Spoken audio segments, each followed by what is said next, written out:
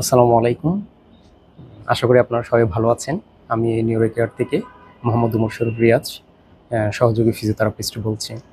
আজকে আপনাদের সাথে কথা বলবো বাচ্চাদের একটা কমন একটা অ্যা ডিফর্মিটি বলতে পারেন কিংবা ডিজিজ বলতে পারেন। এটা হচ্ছে কি, বাচ্চারা যখন বসবে তখন বাচ্চারা পা দুটা, হাঁটু দুটা দুদিকে দিয়েই বসে। তো এটা উপর থেকে যদি আপনি দেখেন, আপনার বাচ্চা দেখবেন ডাব্লিউ, ইংরেজি অক্ষর ডাব্লিউর মতো দেখতে দেখায়। তো ওই জন্য এই পজিশনটাকে বলা হয় ডাব্লিউ সিটিং পজিশন। এটা কিন্তু সবসময় ভালো না। এটা এখন আমি আপনাকে একটা ভিডিও দেখাচ্ছি, এই ভিডিওটা দেখেন আপনার বাচ্চা এরকম পজিশনে বসে কিনা।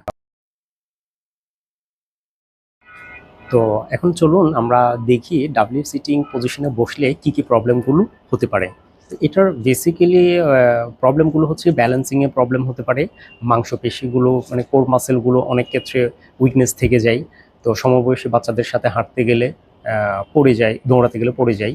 তারপর হচ্ছে নক নিটা হয়। আমি আপনাকে এখন একটা ভিডিও দেখাচ্ছি নক নি দেখতে কেমন।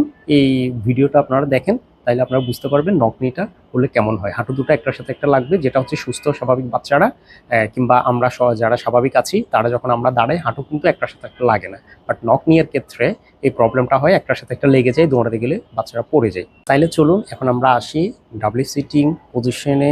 বাচ্চারা যদি বসে সেই ক্ষেত্রে তার প্রতিকার পাওয়ার জন্য আমরা কি কি করতে পারি। বাচ্চাকে আমরা সবসময় এমনভাবে বসাবো যেটাকে বলা হয় লং সিটিং, অর্থাৎ পা দুটো সামনের দিকে দিয়ে বসবে। দ্বিতীয় নম্বর হচ্ছে সাইড সিট, অর্থাৎ দুই হাঁটু এক পাশ দিয়ে বসবে। তৃতীয় নম্বর যেভাবে বসাতে পারি সেটা হচ্ছে ক্রস লেগ, অর্থাৎ ক্রস লেগটা হচ্ছে কি একটা হাঁটু অপর পাশে হাঁটু দিয়ে বাচ্চারা বসবে আর কি। তো এভাবে যদি আপনারা বসান সেক্ষেত্রে বাচ্চার ডাব্লিউ সিটিং পজিশনটার থেকে অনেকটা বেরিয়ে আসবে, এবং বাচ্চাকে সবসময় এই তিনটা পজিশনে বসানোর জন্য উৎসাহিত করুন। আর বাচ্চাকে বুঝান যে ডাব্লিউ সিটিং অবস্থায় যাতে বাচ্চারা না বসে। ফার্দার আপনাদের যদি আরও কোনো ফিজিওথেরাপি রিলেটেড কোনো কোয়ারিজ যদি থেকে থাকে আমাদের সাথে যোগাযোগ করতে পারেন নিউরো কেয়ার ফিজিওথেরাপি ইউনিট।